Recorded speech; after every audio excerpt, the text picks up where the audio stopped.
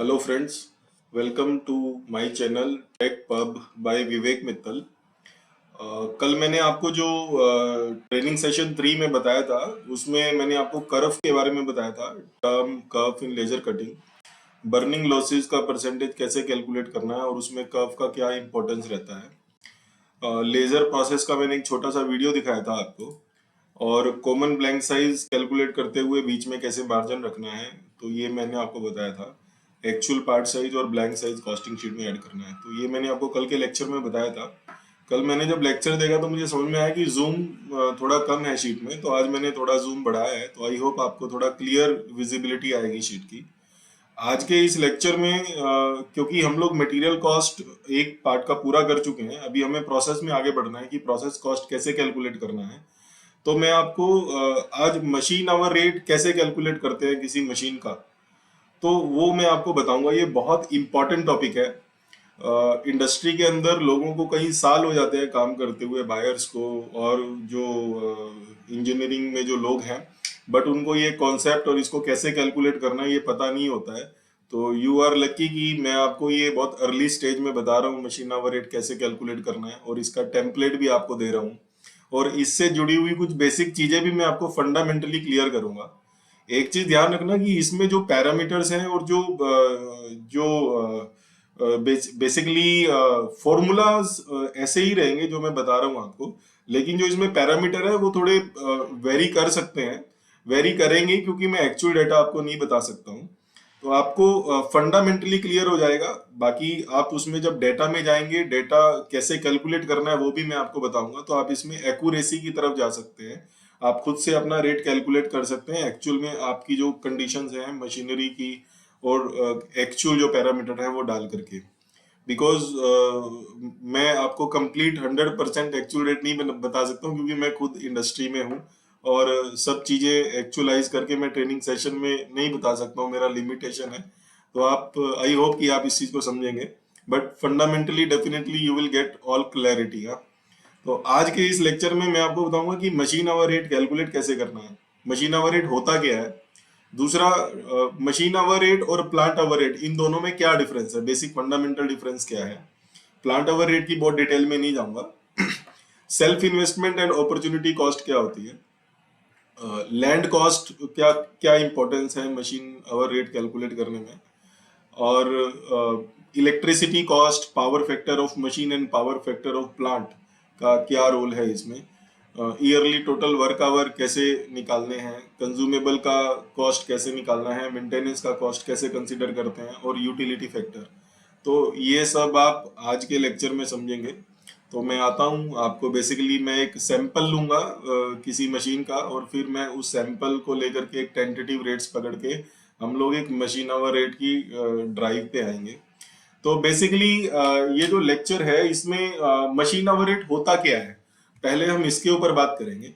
Machine hour rate में basically जैसे नाम से समझ में आ रहा है, मशीन आवर रेट्स कि मशीन का एक घंटे का क्या रेट है। अभी होता क्या है कि प्लांट आवर रेट की डेफिनेशन जब मैं आपको बताऊंगा ना, मतलब बताऊंगा, तो वहीं से मशीन आवर रेट का इंपॉर्टेंस क्या है वो समझ में आएगा। हम एक छोटा सा एग्जांपल लेते हैं। लेट से कोई कस्टमर है जो किसी सप्लायर के पास जाता है और बोलता है कि मुझे ये जो पार्ट है वो बना के चाहिए। ठीक है।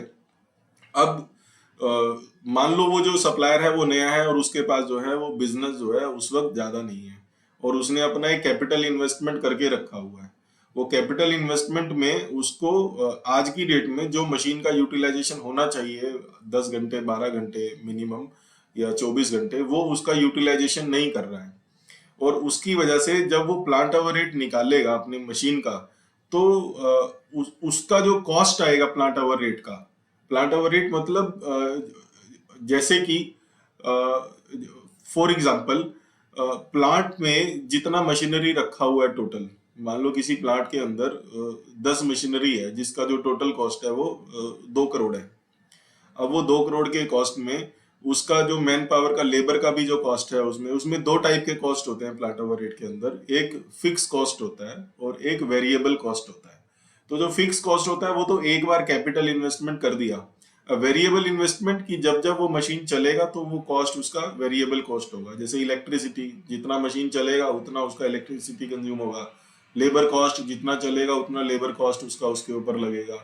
बाकी के जो कंज्यूमेबल हैं, अदर कंज्यूमेबल हैं, वो सब ये वेरिएबल कॉस्ट में आ जाता है।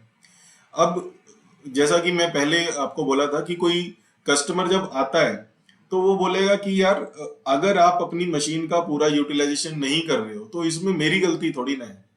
तो मैं आपको थोड़ी ना आपकी पूरा, आप बोलोगे कि मेरा दिन का खर्चा मान लो किसी मशीन को चलाने का 3,000 रुपये आ रहा है, ठीक है। तो कस्टमर बोलेगा मैं आपको इसका 3,000 रुपये के हिसाब से, और मान लो कस्टमर को जो आपसे 10 क्वांटिटी चाहिए किसी पार्ट की, तो आपके हिसाब से तो अगर आप अपने पूरे दिन का उसके हिसाब से खर्चा कैलकुलेट करोगे, दिन भर में 10 यूनिट ही बना रहे हो और बाकी उस मशीन का कुछ यूज नहीं कर रहे हो आप, तो आप बोलोगे कि मेरे हिसाब से तो इसका 300 रुपये पर पीस होना चाहिए। लेकिन कस्टमर बोलेगा कि आप अपना मशीन पूरा दिन यूज नहीं कर रहे हो, आपके पास बिजनेस नहीं है, तो ये आपका प्रॉब्लम है, ये मेरा प्रॉब्लम नहीं है। तो इस प्रॉब्लम का सॉल्यूशन करने के लिए मशीन आवर रेट का जो कॉन्सेप्ट है वो इंपॉर्टेंस में आता है। मशीन आवर रेट में क्या होता है कि किसी मशीन का 1 घंटे का रनिंग कॉस्ट कितना है। तो कस्टमर बोलेगा लेट से किसी मशीन का 1 घंटे का रनिंग कॉस्ट 1,000 रुपये आता है मान लो, ठीक है। और कस्टमर को उस पार्ट के लिए जो है वो 10 मिनट लगते हैं। तो 1,000 रुपये अगर रेट है और 10 मिनट लग रहे हैं, तो सीधा सीधा 1,000 को अगर मैं 10 से डिवाइड करूंगा, 1,000 रुपये जो है 1 घंटे का रेट है, अगर मैं इसको 60 से डिवाइड कर देता हूँ तो मतलब 16 रुपये उसका पर मिनट का रनिंग कॉस्ट है। और कस्टमर को इसको जो है 10 मिनट का टाइम लग रहा है, तो कस्टमर उसका कितना पे करेगा, 166 रुपये पे करेगा उसका। तो ये बेसिकली ये जो कॉन्सेप्ट है मशीन आवर रेट का, इसका इंपॉर्टेंस इसलिए है कि जब हम कॉस्टिंग शीट कैलकुलेट करते हैं तो उस शीट कैलकुलेशन में हम लोगों को किसी मशीन का, कोई मशीन किसी पार्ट को बनाने में जितना उसको साइकिल टाइम लगता है, वो साइकिल टाइम उसके आवरली रेट से जब मल्टीप्लाई होता है तब उसमें जो उसका कॉस्ट निकलता है, पार्ट का जो कॉस्ट निकलता है, ठीक है। इसलिए ये मशीन आवर रेट का कॉन्सेप्ट है। अभी आई होप कि आपको एक ब्रीफ सा आइडिया मिल गया होगा कि प्लांट आवर रेट और मशीन आवर रेट, इन दोनों के बीच में डिफरेंस क्या है। प्लांट आवर रेट होता है कि जब आपके पूरा आपका एक बड़ा प्लांट है, लेट से आपका किसी शेड है आपका 10,000 स्क्वायर फीट का, और उसमें आपने 2 करोड़ का इन्वेस्टमेंट करके लेजर मशीन डाल दिया, प्लाज्मा मशीन डाल दिया, उसमें आपकी कुछ मिलिंग मशीन्स रखी हुई हैं, आपकी उसमें बेंड सा पड़े हुए हैं, प्लानो मिलर पड़े हुए हैं, ऐसा कुछ एक आपका शेड है। और ये सारी मशीनरी का आपका जो टोटल कॉस्ट है वो लेट से 5 करोड़ के आसपास कुछ आपका कॉस्ट है। अब आपका वो एक फिक्स इन्वेस्टमेंट हो गया, जिसका आपने अगर लोन ले रखा है तो आपको उसका इंटरेस्ट भी जाएगा, ईएमआई भी जाएगा, वो सब आपको जाना है उसका। तो जब आप अपना कॉस्ट आरओआई निकालोगे, रिटर्न ऑन इन्वेस्टमेंट निकालोगे, अगर आप उस एसेट का ठीक से यूटिलाइजेशन नहीं कर रहे हो तो जो आपका प्लांट आवर रेट है वो बढ़ जाएगा। मतलब उसका 1 घंटे का जो रनिंग कॉस्ट है, बिकॉज आप उससे कितना अर्न कर रहे हो, कितना कमा रहे हो, और कितना उसको आप उसमें खर्चा कितना कर रहे हो, इन दोनों के रेशो से आपका घंटे का रनिंग कॉस्ट निकलता है प्लांट का। बट कोई कस्टमर आपके लॉसेस के लिए आपको पे नहीं करता है, आपके लॉसेस आपकी रिस्पॉन्सिबिलिटी है। कस्टमर को जितना वो यूज कर रहा है, आप अपना मशीनरी अपना सेटअप उसके लिए जितने टाइम के लिए यूज कर रहे हो, और स्पेसिफिक जो मशीनरी यूज कर रहे हो वो उसी मशीन के लिए आपको पे करता है। तो प्लांट आवर रेट में मैं डिटेल में आपको बताऊंगा कि प्लांट आवर रेट भी कैसे कैलकुलेट करते हैं, बट अभी हमें प्लांट आवर रेट की जरूरत नहीं है, वो हमारे लिए रिलेवेंट नहीं है। जस्ट आपको एक मशीन आवर रेट समझने के लिए प्लांट आवर रेट का थोड़ा समझाना जरूरी था, इसके लिए मैंने आपको ये कॉन्सेप्ट थोड़ा क्लियर किया है। हम लोग मशीन आवर रेट पे अपने आप को भी रिस्ट्रिक्ट रखते हैं, उसके लिए मैं कोई डिफरेंट लेक्चर बनाऊंगा जिसमें मैं आपको डिटेल में बताऊंगा कि प्लांट आवर रेट कैसे कैलकुलेट करना है। ये मशीन आवर रेट पे आता हूँ मैं। ये शीट है, जैसे ये एक मशीन है, ये आप देख रहे होंगे, ये एक बैंड सा मशीन है। मैंने इसमें से ब्रांड नेम सब डिलीट कर दिया है क्योंकि मैं किसी कंपनी को प्रमोट नहीं करना चाहता अपने चैनल से। तो अभी हमें इस बैंड सा मशीन का 1 घंटे का रनिंग कॉस्ट निकालना है कि क्या आएगा। अब उसके लिए एक एग्जांपल, ये बैंड सा का एग्जांपल लेकर के हम लोग इसमें आएंगे। मैं फिर से बता देता हूँ कि इसमें जो रेट डिराइव होके आएगा, आप उसको रेफरेंस मत मानना किसी कैलकुलेशन के लिए। ये जस्ट एक रेफरेंस के लिए है, जब आप डिटेल में एक्चुअलाइज करके वर्किंग करोगे तो ये कम या ज्यादा कुछ भी हो सकता है। ये मैं पहले इसमें आपको बता देता हूँ, क्योंकि मेरे बहुत सारे दोस्त इस वीडियो को देख रहे होंगे जो मेरे से कहीं ना कहीं किसी ना किसी उसमें जुड़े हुए हैं कि हमारा कुछ डिस्कशन भी ऐसा होता रहेगा कमर्शियल को लेकर के। तो this is only for reference purpose, I am again telling. अब मैं डिटेल में बताता हूँ कि ये मशीन आवर रेट का कॉन्सेप्ट क्या है। आप तैयार हो जाइए और ध्यान से सुनिए, इतनी इंपॉर्टेंट चीज बता रहा हूँ, लोगों को सालों में करने के बाद भी समझ में नहीं आती है ये, ठीक है। अब डिटेल में ध्यान से समझना क्या होता है। जैसे आपने कोई मशीन लिया तो ये बेसिक नॉलेज, जैसे उसका मॉडल क्या है मशीन का, ये डाल दो यहाँ पे, मेक डाल दो, तो मैंने मेक इन इंडिया डाल दिया, कोई अपनी इंडियन मशीन है, आउटसाइड इंडिया की मशीन नहीं है, ठीक है। ईयर ऑफ परचेज डाल दिया मैंने 2024 डाल दिया इसमें लेटेस्ट कंडीशन में। लोकेशन डाल दिया, कोई बिजनेस यूनिट कौन सी है उसकी, कहाँ रखी हुई है मशीन, ये जस्ट एक डेटाबेस है मेंटेन करने के लिए। मशीन का बेड साइज या मशीन की स्पेक्स, अब ये अप टू 200 mm डायमीटर तक बैंड सा जो है कटिंग कर सकता है, ये इसका स्पेसिफिकेशन है। कॉस्ट ऑफ मशीन, मान लो ये 2 लाख रुपए का है, ठीक है। अब इसमें term loan amount, term loan मतलब नॉर्मली क्या होता है, बैंक के पास जब आप लोन लेने के लिए जाते हो ना, तो बैंक आपको क्या करता है, आपको 75% जो खर्चा है वो आपको अपनी बैंक लोन देता है, और 25% आपको सेल्फ इन्वेस्टमेंट करना पड़ता है, अपने पास से पैसा देना होता है। ये सिंपल सा फंड है। आप होम लोन भी लेते हो तो आपको 90-10%, 80-20% ऐसा अलग अलग बैंक का अलग अलग फंडा रहता है। मशीनरी के केस में मोस्टली यही रूल रहता है, 25% सेल्फ इन्वेस्टमेंट रहता है और 75% जो है वो बैंक लोन देता है। तो इसके अंदर 75% 2 लाख का जो बनता है वो 1.5 लाख बनता है, और सेल्फ इन्वेस्टमेंट हो गया 50,000। अभी life of machine, life of machine consider for depreciation. Normally क्या होता है कि कोई मशीन अगर आप 2 शिफ्ट में चलाते हो तो मोटा मोटा उसकी लाइफ जो है 10 से 1 साल की उसकी लाइफ कंसिडर होती है। इसको अगर आपको और डिटेल में समझना है तो आप गूगल के ऊपर सर्च कर सकते हो कि life of the machine government of India जो नॉर्म्स हैं, तो उसमें आप मशीनरी के लिए आप जाओगे तो उसमें कौन सी मशीन कितने ईयर्स के लिए गवर्नमेंट अलाउ करती है, वहां से आप ले सकते हो। हमने इसको 10 साल पकड़ा है, ठीक है। अभी नेक्स्ट इसमें जो सेगमेंट आता है मशीन आवर रेट में, कॉस्टिंग सेगमेंट में, interest on loan amount, loan के ऊपर जो हमें इंटरेस्ट पे करना है वो 7.1%। कैसे, ये 12% हमने साल का रिड्यूसिंग रेट पकड़ा है, तो अगर आप उसको फ्लैट निकालोगे तो वो 7.1% के करीब आता है। तो ये आ गया 10,650 समथिंग आ गया। अभी return of on self investment, ये इंपॉर्टेंट टॉपिक है। अभी कोई बोलेगा कि यार return on self investment machine hour rate में क्यों कंसिडर हो रहा है। तो इसका मतलब ये है कि कोई बिजनेसमैन अगर कोई जैसे अपना खुद का पैसा स्पेंड किया, अगर वो वहां पे स्पेंड ना करता, उसको बैंक में रखता, तो उसको कितना रिटर्न मिलता। देखो, जब आप बिजनेस करते हो ना तो सिंपल सा फंडा है कि आपको प्रॉफिट अर्न करना है, और प्रॉफिट अर्न करने के लिए आपको कंपैरिजन करना है कि अगर मैं ये बिजनेस ना करके ये पैसा बैंक में रख देता तो मेरे को कितना मिलता।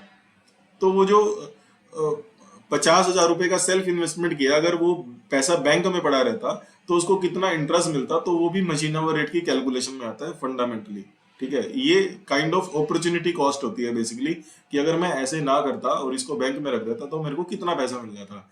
ये अपॉर्चुनिटी कॉस्ट का कॉन्सेप्ट जो है वो लैंड के रेट में भी आता है। अभी मैं आपको बताऊंगा आगे जब हम आएंगे इसमें नेक्स्ट उसमें। अभी इसमें आता है डेप्रीशिएशन। डेप्रीशिएशन बेसिकली जो है, मशीन की हर साल वैल्यू डेप्रिशिएट होती है। आप कोई बाइक खरीदते हो, कार खरीदते हो, उसमें भी आप देखते हो कि हर साल जब इंश्योरेंस आता है तो मशीन की डेप्रिशिएटेड एक वैल्यू लगती है। आपकी मशीन, आपने एक बार शोरूम से बाहर आ गई, या आपकी जो कार है वो शोरूम से बाहर आ गया, फिर से बेचने जाओगे तो मिनिमम उसके ऊपर आपको कुछ तो डेप्रिशिएशन पे करके वो सेम वैल्यू नहीं मिलेगा, तो डेप्रिशिएशन एप्लीकेबल हो जाता है। तो ये एक डेप्रिसिएशन का कॉन्सेप्ट है, इसको आप डिटेल में गूगल से, जो फाइनेंस बैकग्राउंड के हैं, ऐसा बहुत क्रिटिकल नहीं है, सिंपल से पढ़ सकते हैं। डेप्रिसिएशन कैलकुलेट करने के 2 तरीके होते हैं। एक स्ट्रेट डाउन वैल्यू होती है जिसमें आप सीधा जो मशीन का कॉस्ट है उसको लाइफ ऑफ मशीन से डिवाइड कर देते हो, और एक WDV होता है, रिटर्न डाउन वैल्यू होता है, इसमें रिड्यूसिंग रेट में रहता है। उसमें फर्स्ट ईयर में डेप्रिसिएशन ज्यादा मिलता है, और फिर ईयर ऑन ईयर वो थोड़ा कम कम होके 0 पे होता रहता है मशीन का वैल्यू। तो दोनों मेथड है। हम लोग मशीन आवर रेट में कैलकुलेशन को सिंप्लीफाई करने के लिए SDV मेथड यूज करते हैं, स्ट्रेट डाउन जो वैल्यू है वो यूज करते हैं। तो 20,000 रुपये उसका डेप्रिसिएशन आ जाता है मशीन का। अभी ये जो depreciation amount considering for income tax rebate, basically ये क्या होता है कि जब आप कोई मशीन खरीदते हो तो इनकम टैक्स में रिबेट मिलता है बिजनेसमैन को। तो ये उसके जो कितना कितना किस साल में कितना मिलता है, ये बेसिकली वो फंडामेंटल्स है। ठीक है। अब इसमें अगला कॉन्सेप्ट आता है area covered by the machine. ठीक है। बेसिकली मशीन हमने खरीदा, अभी उसको प्लांट में हम कहीं रखेंगे भी, और जहां पे रखेंगे तो वो जो एरिया है, अगर मान लो बिजनेसमैन का जो लैंड है, लैंड हमारा मान लो खुद का है। अब अगर खुद का लैंड है तो यहाँ पे जो बिजनेसमैन है वो इस तरीके से सोचता है कि अगर मैं इस पूरे प्रीमाइसिस में बिजनेस ना करके इसको रेंट पे दे देता तो मेरे को कितना रेंट मिलेगा। सिंपल सा फंडा है। ठीक है। मान लो मेरा कोई एक लैंड है 1 एकड़ का। अब मैं उस 1 एकड़ के लैंड को किसी को रेंट पे देता हूँ, कोई बिजनेस नहीं कर रहा हूँ, तो मेरे को कितना पैसा आएगा। ठीक है।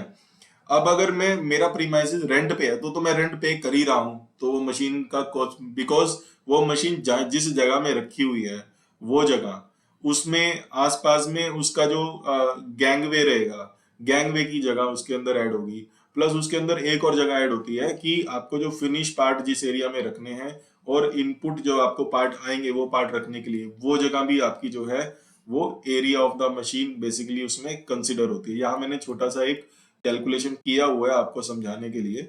बेसिकली मशीन का लेंथ पकड़ लिया हमने, 6.6 फीट के आसपास मशीन का लेंथ है। देन मशीन का विड्थ पकड़ लिया हमने।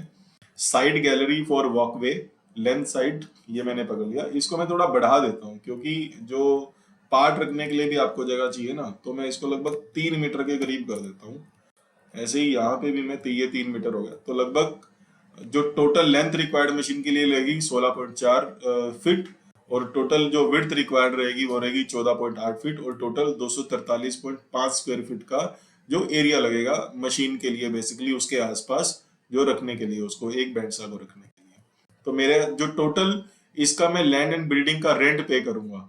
अगर आप आज की रेट में करंट रेंट देखो तो लगभग पुणे में 21 रुपए से 25 रुपए पर स्क्वायर फीट तक जो है लैंड का रेंटल चल रहा है। तो अगर आप उसमें रेंट कैलकुलेट करेंगे तो ये इधर भी मैं सही कर देता हूँ, ये 10 साल पुराना रेट है। 21 रुपए पर स्क्वायर फीट का लेट से रेंट है। तो मेरा जो टोटल एरिया आता है वो आता है लगभग 250 स्क्वायर फीट। और इसका जब मैं साल का रेंट निकालता हूँ, 21 को 250 से मल्टीप्लाई किया और 12 से मल्टीप्लाई किया, तो मेरा साल का रेंट आ जाएगा ये लगभग 61,353 रुपए इस मशीन को रखने का रेंट पे होगा। तो ये भी मशीन आवर रेट के कॉन्सेप्ट में आ जाएगा। आई बिलीव कि रेंट और ये अपॉर्चुनिटी कॉस्ट का आपको ये फंडामेंटल क्लियर हो गया होगा जो मैंने आपको बताया। अब इसमें अगला आता है कि मशीन का मेंटेनेंस के लिए स्पेयर्स भी लगते हैं, मेंटेनेंस और स्पेयर्स भी लगते हैं। जैसे मान लो कि इस मशीन के अंदर ये सिलेंडर है, यहाँ पे ये सिलेंडर कभी ब्रेक हो गया, कभी ये जो इसका स्क्रू है ये ब्रेक हो गया, या इसका जो व्हील है वो ब्रेक हो गया, तो कुछ ना कुछ मोटर सड़ गई, मतलब जल गई मोटर ना, पावर की फ्लक्चुएशन से या कुछ एबीसीडी रीजंस की वजह से। तो कुछ ना कुछ मेंटेनेंस मशीन के अंदर चलता रहता है मशीन खरीदने के बाद। तो मोस्टली वो फंडामेंटल्स है कि 2% पकड़ते हैं वो मशीन कॉस्ट का जो टोटल कॉस्ट है। अब इसमें क्या होता है, जब मशीन नहीं होती है तो उसमें ब्रेकडाउन कम होते हैं, जैसे जैसे मशीन पुरानी होती जाती है उसमें ब्रेकडाउन बढ़ते रहते हैं। ओवरऑल जो कॉस्ट है, थंब रूल है, 2% के आसपास आता है, 2 से 3% के आसपास, तो हमने 2% पकड़ लिया। अभी दूसरा आता है कंज्यूमेबल एंड टूल्स। ये एक इंपॉर्टेंट टॉपिक है। आपके पास ना दो टाइप की मशीनरी रहती है बेसिकली। एक मशीनरी रहती है जिसके अंदर जो टूल्स रहते हैं वो जो है कंज्यूमेबल रहते हैं, वो उनका जो कंजम्पशन है वो नेग्लिजिबल सा रहता है। और कुछ जैसे फॉर एग्जांपल आपकी लेथ मशीन हो गई, उसके अंदर जो टूल्स का जो कंजम्पशन है वो बहुत कम रहता है, सीएनसी जो टर्निंग हो गई। और जैसे आपका वीएमसी मशीन हो गई, इनके अंदर टूल्स एंड कंज्यूमेबल का जो कॉस्ट रहता है वो 2 से 3% के बीच में रहता है। आप स्टैंडर्ड एक फंडामेंटल निकाल सकते हो। ठीक है। बट जब आपकी बात आती है कुछ ऐसी मशीनरीज की जहां पे कंज्यूमेबल का यूज ज्यादा होता है, तो ऐसी मशीनरी में आपको एक्चुअल कॉस्ट निकालनी होती है, क्योंकि उसका जो कॉस्ट का परसेंटेज कभी कभी मशीन की कॉस्ट से ज्यादा कंज्यूमेबल का कॉस्ट हो जाता है, जैसे बैंडसा के केस में भी है। अभी इसमें जो ब्लेड का कंजम्पशन होता है, मैंने जस्ट एक डेटा चेक किया, महीने में अगर 5 ब्लेड लगते हैं, 1500 रुपए का एक ब्लेड आता है, और मैं 200 घंटे से डिवाइड करता हूँ तो लगभग 37.5 रुपए पर आवर जो कॉस्ट आता है वो ब्लेड ब्लेड का कॉस्ट आता है। उसमें जो कूलेंट, कंटिन्यू कूलेंट चलता रहता है मशीन के अंदर, बिकॉज जब कंटिन्यू कटिंग होती है तो हीट जनरेट होती है, कूलेंट नहीं डालोगे तो ये ब्रेक और जल्दी, ब्लेड और जल्दी टूटेगा। तो कूलेंट यूज, साल का 15,000 रुपए का कूलेंट मैंने लमसम डाल दिया, तो टोटल 1,95,000 इसका कंज्यूमेबल का कॉस्ट आता है। तो ये कंज्यूमेबल का कॉस्ट डाल दिया यहाँ पे, ये खर्चा। आप इसमें देख रहे हो हम लोग ना साल का खर्चा निकाल रहे हैं मशीन का ना, एक साल का खर्चा कितना निकाल रहे हैं, और फिर उसको हम लोग ईयरली कितने आवर्स हैं उससे डिवाइड कर देंगे और मशीन आवर रेट आ जाएगा। नेक्स्ट उस पे हेड पे आते हैं।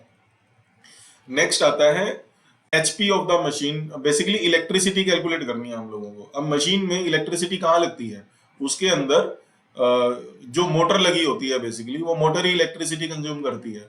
हर मशीन के अंदर अलग अलग एचपी की मोटर्स लगी होती हैं। अगर मैं इसकी बात करूं, वेंसा की बात करूं, तो इसके अंदर एक जो मोटर लगी हुई है, वो ब्लेड जो कटिंग के लिए जो मोटर लगेगी गियर को ड्राइव करने के लिए, एक मोटर वो लगती है, और एक मोटर इसमें कूलेंट के लिए पंप लगेगा, एक उसमें भी मोटर लगेगी। तो वो दोनों की दोनों जो मोटर है वो बेसिकली इसमें जो इलेक्ट्रिसिटी कंज्यूम करेगी कंटिन्यू। ठीक है। अभी इसके अंदर जब इलेक्ट्रिसिटी हम कैलकुलेट करेंगे तो HP of the machine calculate करते हैं। मैंने टोटल 5 एचपी डाल दिया है इसमें ना। अभी इसके अंदर जो पावर कॉस्ट कैलकुलेट करना है, आज की डेट में पावर का जो खर्चा है लगभग 14.5 रुपए तक पावर का खर्चा है पर यूनिट का। ठीक है। तो जब इसका मैं कैलकुलेट करता हूँ, ये फॉर्मूला समझना, फॉर्मूला क्या लगा हुआ है इसमें, लगा हुआ है C34, मतलब ये आ गया एचपी ऑफ द मशीन। अभी 1 HP is equal to 0.746 KVA होता है, ये हम सबको पता है।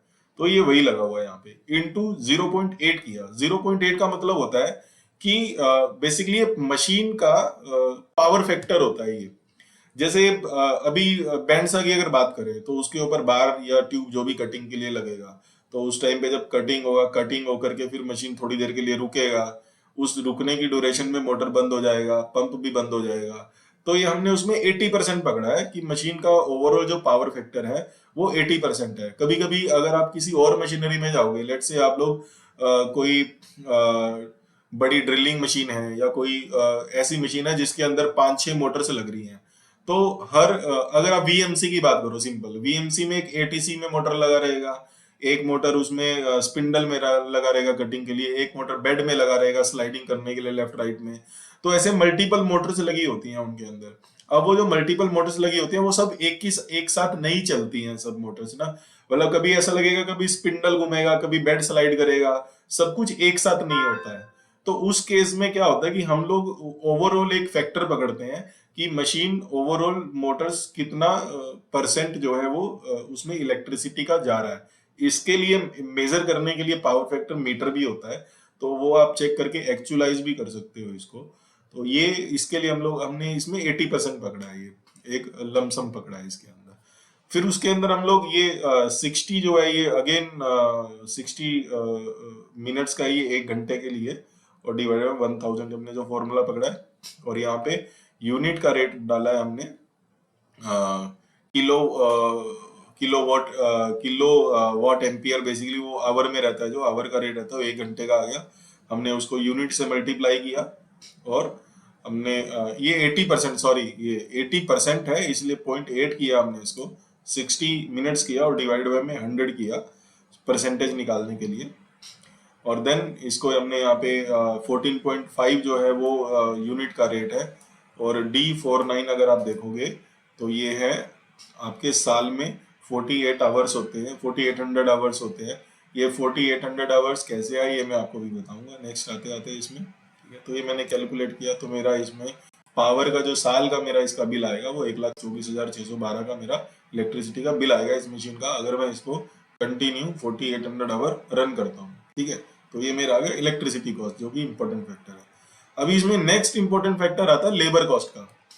आज की डेट में अगर आप ऑपरेटर लेने जाओगे तो 16,000 रुपए के करीब जो है एक ऑपरेटर आपको, अगर आप उसका 600 से 650 रुपए वेजिस रहते हैं उनके, 700 रुपए, तो मैंने एक लमसम पकड़ा है 16,000 रुपए अगर आप उसका वेजिस पकड़ते हो, और उसमें ESI बेसिकली जो गवर्नमेंट के नॉर्म्स है वो आपको फॉलो करने ही है। अगर आप बड़ी कंपनीज के साथ में काम करते हैं तो कंप्लायंस फॉलो करने ही पड़ते हैं आपको।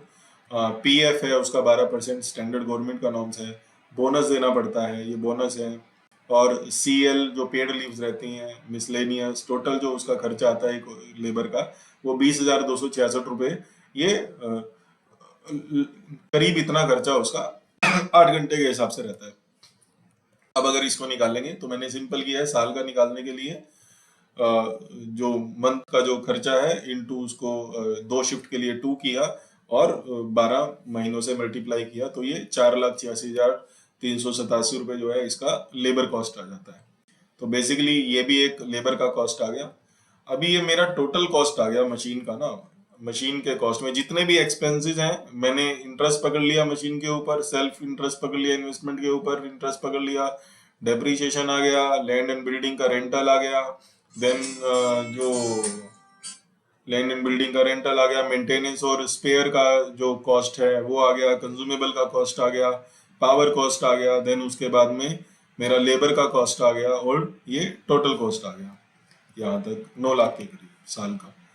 इसमें अभी साल का 48 कैसे कैलकुलेट किया, महीने में हमने 25 दिन कंसिडर किए, संडे निकाल दिया और एक आधी छुट्टी निकाल दी जो आती है, 25 दिन महीने का पकड़ा, उसमें 8 घंटे का जो शिफ्ट पकड़ा एक, 12 महीने हो गए और ये 2 शिफ्ट पकड़ा हमने, तो इसको मल्टीप्लाई करेंगे तो 4800 आवर्स साल के अंदर अवेलेबिलिटी आ जाती है।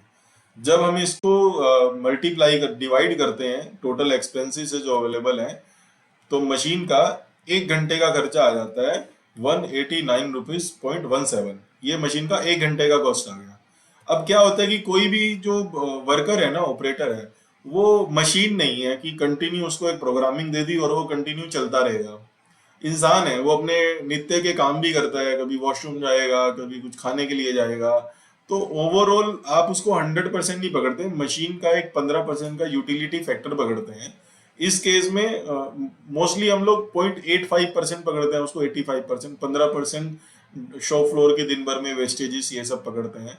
हालांकि ये वेस्टेजेस कभी कभी ज्यादा भी हो जाती है जब आपका जो प्रोडक्शन है वो लाइन प्रोडक्शन नहीं रहता है। बैच प्रोडक्शन में ये वेस्टेजेस और ज्यादा रहती है, जहाँ पे वॉल्यूम लो होते हैं। जहाँ पे हाई वॉल्यूम होते हैं वहां पे आप एक लाइन सेट कर सकते हो और इन वेस्टेजेस को कम कर सकते हो। बट जहाँ पे जैसे कंस्ट्रक्शन इंडस्ट्री है, एग्रीकल्चर इंडस्ट्री है, जहाँ पे जो वॉल्यूम है, हार्वेस्टर इंडस्ट्री बेसिकली, जहाँ पे जो वॉल्यूम है वो कम रहते हैं, तो उस केस में शॉप फ्लोर के ऊपर बहुत वेस्टेजेस होती हैं। आप चाह करके भी जो आइडल टाइम है, वेस्टेजेस, वो रिमूव नहीं कर सकते हो। ये कॉमन इंडस्ट्री का जो प्रॉब्लम है। तो यूटिलिटी फैक्टर हमने 0.85 पकड़ लिया। जब आप इसको इससे डिवाइड करके पकड़ते हो तो 223 रुपये इस मशीन का 1 घंटे का रेट आता है बेसिकली, जिसमें आपने सभी पैरामीटर कंसीडर किए हैं। तो इस तरीके से ये मशीन आवर रेट का कैलकुलेशन होता है। काफी डीप टॉपिक है, इस वीडियो को कम से कम 5 से 6 बार सुनना पड़ेगा तब ये कॉन्सेप्ट क्लियर होगा। अभी भी अगर कुछ समझ में नहीं आया तो आप कमेंट बॉक्स में डालना, मैं फिर से और डिटेल में एक्सप्लेन करूंगा। बिकॉज एक्सटेम्पोर लेक्चर था, मुझे भी फिर से सुनना पड़ेगा, लगा कि कुछ कमी रही है फिर से समझाऊंगा। लेकिन आप भी मुझे फीडबैक देते रहो कि आपको ये लेक्चर से कुछ इनपुट मिल रहा है कि नहीं मिल रहा है, कुछ समझ आ रहा है कि नहीं आ रहा है। वीडियो की क्वालिटी कुछ थोड़ा बहुत इधर उधर हो सकती है, आप लैपटॉप से कंप्यूटर पे देखोगे तो क्लियर नजर आएगा, मोबाइल पे थोड़ा कम विजिबिलिटी नजर आती है कभी कभी। मैंने चेक किया है कि लैपटॉप पे बहुत अच्छा विजिबिलिटी आता है। बट अभी से मैं भी ध्यान रखूंगा, थोड़ा इसको जूम करके बनाता हूँ वीडियो अपनी स्क्रीन को, तो आपको थोड़ा अच्छे से दिखेगा। तो थैंक यू दोस्त, बने रहिए इस पूरी सीरीज में मेरे साथ में, बहुत सारे इनपुट्स मिलेंगे। आज मैंने आपको मशीन आवर रेट का कॉन्सेप्ट क्लियर किया है, कल मैं आपको प्रोसेस टाइम कैसे कैलकुलेट करते हैं, प्रोसेस के बेसिक फंडामेंटल्स क्या हैं, नेक्स्ट लेक्चर में मैं आपको वो एक्सप्लेन करूंगा। और फिर ये जो पार्ट का हमने मटेरियल कॉस्ट कैलकुलेट किया है, इसको हम किस किस प्रोसेस से बना सकते हैं, प्रोसेस सिलेक्शन क्या करना है, उसके प्रोसेस सिलेक्शन के पीछे क्या क्राइटेरिया रहते हैं बेसिकली कि हमें कौन सा प्रोसेस चूज करना है किसी पार्ट को बनाने के लिए।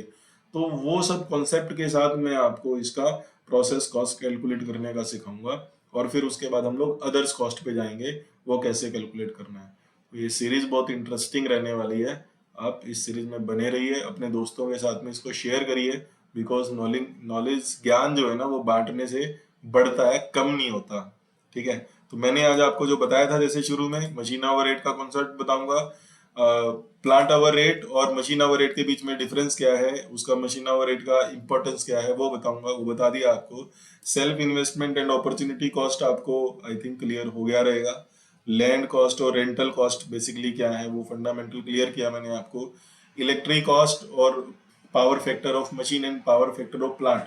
पावर फैक्टर ऑफ प्लांट बताना मैं आपको ऐड कर देता हूँ। इसमें क्या होता है कि एक तो मशीन का पावर फैक्टर होगा कि ओवरऑल टोटल जो मोटर्स लगी हुई है उसमें कितने परसेंट यूटिलाइजेशन हो रहा है आवर्स में उनका इलेक्ट्रिसिटी का, वो कैलकुलेट करने के लिए कितनी चल रही है बेसिकली। वो कभी कोई मोटर बंद है, कभी कोई मोटर बंद है, तो अगर वो ओवरऑल फैक्टर में कितना है, वो तो मशीन का पावर फैक्टर हो गया।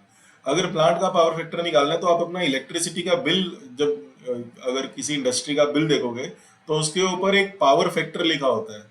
तो वो पावर फैक्टर अपना एक सिस्टम होता है, वो सिस्टम में पावर फैक्टर आप इंप्रूव भी कर सकते हो। बेसिकली ये इंडस्ट्री का लॉस है पावर फैक्टर। इसको समझने के लिए एक अलग लेक्चर बनाना पड़ेगा मुझे, लेकिन इंडस्ट्री का भी एक पावर फैक्टर होता है कि बिजली बोर्ड से कितना इलेक्ट्रिसिटी आ रहा है और वो कितने परसेंट उसमें जो प्लांट उसको कितने परसेंट उसको कंज्यूम कर रहा है।